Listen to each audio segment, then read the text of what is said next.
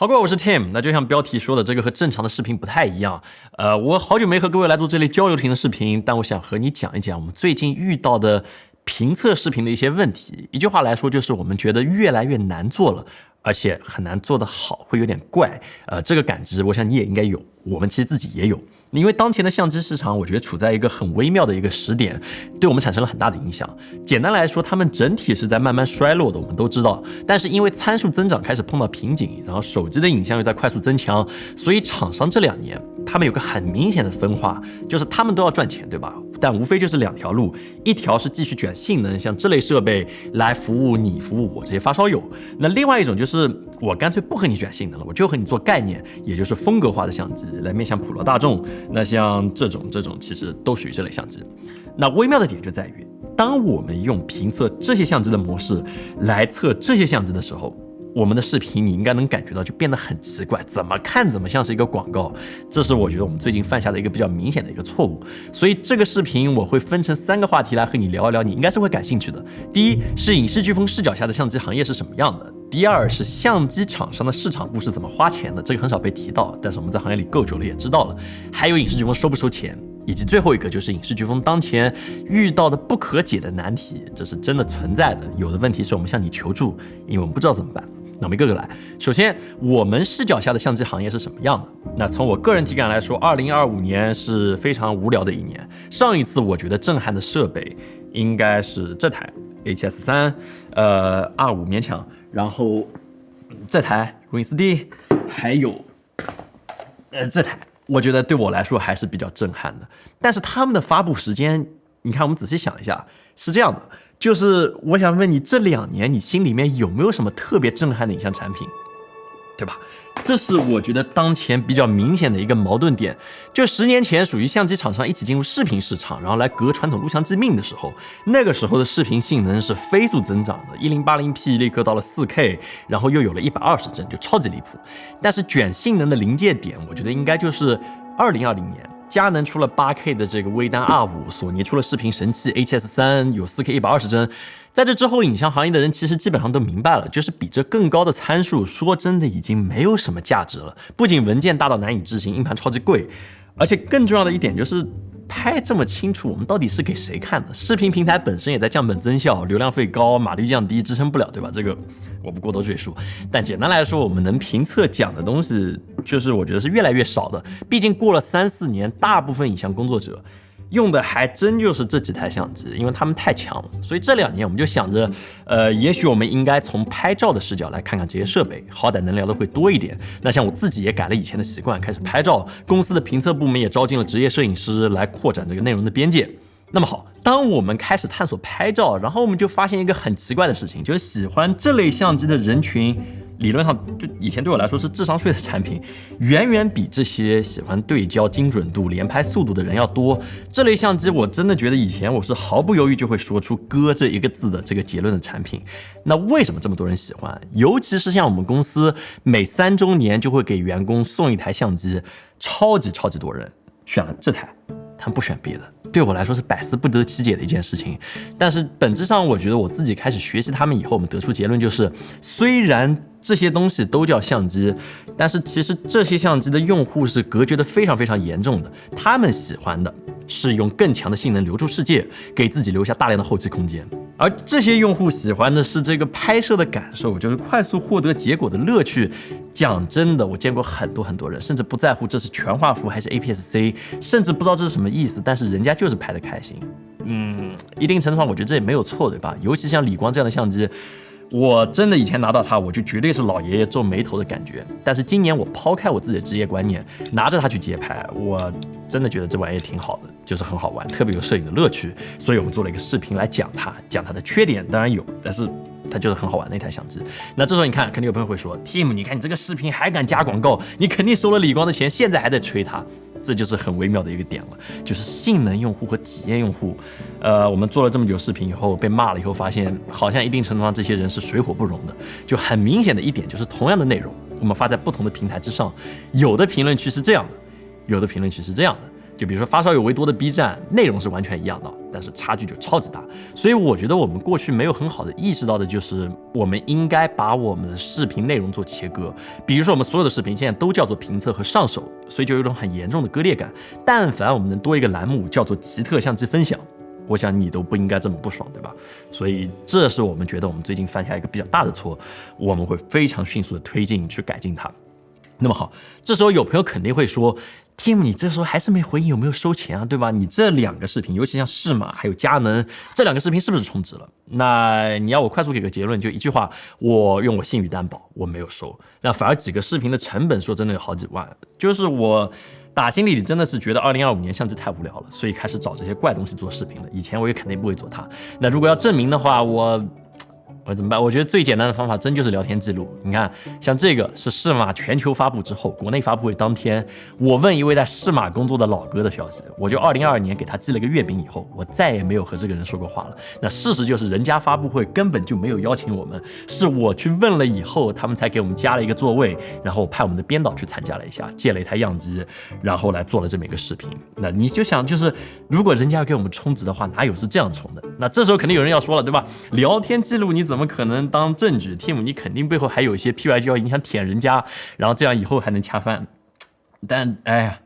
就这个说来有点难受，但是我没有办法证明了，因为这东西好像可以无限质疑下去，那我只能发个誓，对吧？以上信息刚才我讲的都是属实的，我们的评测观点没有任何限制，更没有去讨好这个多年不联系的人。如果是假的，那我不得好死。那你看我怎么办？我只能这样来说了。那至于有的朋友说适马相机，我们用的标题和海外博主 MKBHD 一样，是厂家通稿。但是如果你搜索过，你会发现在相机发布的那几天，这个相机所有人，就是所有行业里面所有人都在调侃，这是苹果出的相机，做的美丽，但是能做的是受限，所以我们运营起了这个标题。但这反正是个解释，我们确实也觉得我们以后应该提及产品的本名。现在我们已经做了修改，以后我们会确保不会再有这样的标题。那像佳能这台其实也差不多，我确实也认识佳能的人，也参加过他们的一些产品线的发布会。但有一点比较微妙，就是大企业其实各个事业部是完全切割的，它不是一个人你认识就认识。比如说 PowerShot V1，我没有任何渠道，最后跨了3个人才接到样机，因为人家压根就没有找过我们连样机都没有。所以我们收没收钱？那确实没收。如果收了，我们一般就是一拍即合，或者这么一个动作和你讲明白，因为没必要去避讳嘛。但是反过来，有的时候没收也不代表事情就简单，确实是有一些微妙的东西存在的。所以我们不如现在进入第2个议题，就是相机厂商他们是怎么花钱的，他们的发布会、影像媒体评测、经销商沟通、大众 KOL 投放、社会资源投放，还有各种杂项。你觉得假如总共是100分，你会怎么来分配刚才我说的这些渠道的比例？那虽然我没有办法一一列举，但在行业这么久之后，我可以说，影像媒体在今天的这些相机厂商的投放行为之上，是占比最少的，可能连10%或者更少，基本上都没有。大部分的资源在影像厂商这边都花在了发布会还有大众投放之上。其实吧，这还挺好理解的，因为相机厂商和手机厂商和汽车厂比，他们是超级穷的，他们没有预算做到全渠道投放来做信息轰炸，那怎么办？他们得做选择。你看，你是选择投放懂行的专业玩家，一台相机和你聊3个小时，然后最后告诉你去二手市场买竞品更划算的人，还是这些有着预算想买一台微单但是完全不懂的萌新呢？对吧？我觉得这基本上都不用选了。所以这么多年来，我认真的讲，就是反而是我刚开始做博主的时候，是有相机厂商拿着预算来找我做评测的，但是到后面就直接没有了，因为我们的观众，你想，你全是能肉眼辨别相机动态范围少了一档的人，这个对厂商来说是多么恐怖的一群用户，对吧？仔细一想就是这样。那这时候肯定有朋友要问了，那影视飓风你怎么赚钱，对吧？难道你完全不赚相机厂商的钱吗？赚啊，就是我说真的，我还挺实在的，我们必须得赚。那怎么赚？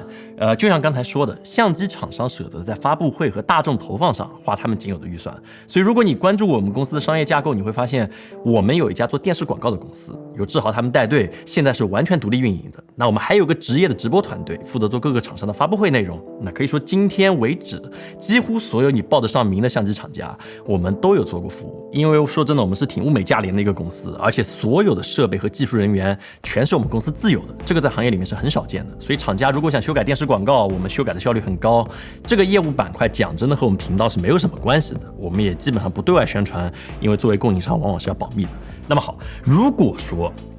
这个时候有朋友会问，你评测 Tim 说了这个相机的负面，影视飓风你这些电视广告板块会不会受到影响？很遗憾，答案就是会的，这取决于厂家的格局。有的厂家是能理解我们两个板块是分离的，但是有的厂家是真的不能的。所以我们的确因为评测已经被好几家厂商拉进了供应商的黑名单，但是这我说真的也没什么办法，反正我们还有别的赚钱路子，比如说车的内容什么的都可以，这是可以接受的。所以听下来，这就是评测的现状。你要说 Team 你是不是客观独立第三方，那必然不是。我们毕竟有上面讲的业务往来。但是评测视频，讲真，我还是可以比较自信的说，我们是挺纯净的，因为厂家根本不想找我们做这种视频，因为我们往往会提缺点，而且往往是过热还有续航之类的问题。可能你听着还可以，但是对于厂家市场部的人来说，你换位思考一下，绝对是一个五雷轰顶的结论，因为没有任何公关的手段可以去掩盖它，这就是一个事实。所以到今天我们会遇到的另外一个问题，就是有的厂家开始发现，如果我们不给影视飓风寄样机、寄测试机，那是不是最稳妥的？这样不会让我在发布会的时候有舆情。所以现在就会出现这样的情况，有一些相机我们根本来不及在发布的时候出评测，因为我们根本就没有收到，这是比较难过的一点。所以讲到这里，你基本上已经理解了，影像行业的投放还有评测的逻辑，就是说白了，投新人不投专业，做场面不做深度，这基本上就是目前的现状。那上面的事听着我觉得还是挺乱的，但是好歹你能听明白，也不影响我们做内容。但是从去年开始，我们遇到了一个问题，这是我们这个视频的第3个议题。我觉得基本上没有好的解决方法，所以这是更多求助于各位，因为我们不知道怎么办。答案就是内容切片，或者说解构，这使得我们的评测内容现在开始变得非常难做下去。简单来说，就是一个视频你要做到完全没有错误，始终是我们的目的。但是现实中任何软件都是有 bug 的，任何东西都是有纰漏的，难免会有错误出现。那以前的流程是什么？是有观众指出有错误，或者某句话有歧义，我们快速接受并且修改，然后回复他。但是自从一些 AI 推荐的图文内容平台爆火之后，我们就会发现，经常会有一个错误被人快速截图，然后他去发帖，然后引起一个对应的舆情。那因为整个内容这个时候已经被截图变成了一张图片，所以即便我们99.9%的内容都是正确的，没有问题的，但是经过那个帖子下面就变成了一个内容全盘接错或者很情绪化的一个结果，就不再是对于视频本身的讨论了。那哪怕是这一类讨论，我们之前觉得也勉强可以接受，但是今年开始我们发现有的人注意到这样的方式点赞量很高，很容易起号，所以会开始通过连续截图的方式来拼凑话语，来改变内容本意，有的甚至直接用 DeepSeek 来编不存在的言论，然后再来对我们发起攻击。这讲真的是我们不知道该怎么应对，真的不知道该怎么办。自证好像没有道理，那你不理会的话，像这种图文的这种平台会疯狂推送这类谣言，假的都给说成真的。那你举报，平台要2-3天才响应，等到处理了，人家号都能接广告了。这种新的解构方式是我觉得目前还没有被广泛讨论的一个问题。我甚至觉得这应该是值得以后我们单独再出个视频来讲的一个问题。那一定程度上，这些快消内容平台，我觉得助长了这一些特定的人的作恶，因为只需要一截图，你创作者投入精力打造的一整个作品，10几分钟、20分钟的作品，就会被解构成一句话、一张图，然后变成他的内容素材。就我觉得反正还是挺不好的，所以这个问题该怎么解释，我更多想向你来寻求答案的。因为当前我们能做的真的不多，我们的法务就算想处理也要很长的时间，基本上没什么办法。那我们内容现在确实在加强检查，尽可能确保不出错。然后面对正常的批评，我们是完全接受的，比如说专业相机和风格相机分开栏目，不同的方式去评价，这些我们都是在做的。然后还有一点，就是因为现在有大量这种我不确定是机器人还是人工在操作的号在进行这些对我们的骚扰，所以我们开启了一个脚本，所以假如说有打中一些关键词，会把这个号直接先屏蔽，但是有可能会误伤到一些账号。如果说有的话，请你先不要急，我们过一段时间会把这个账号给解放出来的。但是如果当前有误伤，非常抱歉，我们希望能保证我们评论区不被这种疯狂骚扰的信息所干扰。对，这就是我们大概想讲的内容。现在这个评测，就是一直是我的爱好，但是很多时候被误解，确实会有一点难受。我希望你能看到当前我们的烦扰是什么状态，我们再怎么尝试解决，还有希望你能给我们支些招。所以我们就这样吧，我们下期再见，我们还会做评测的。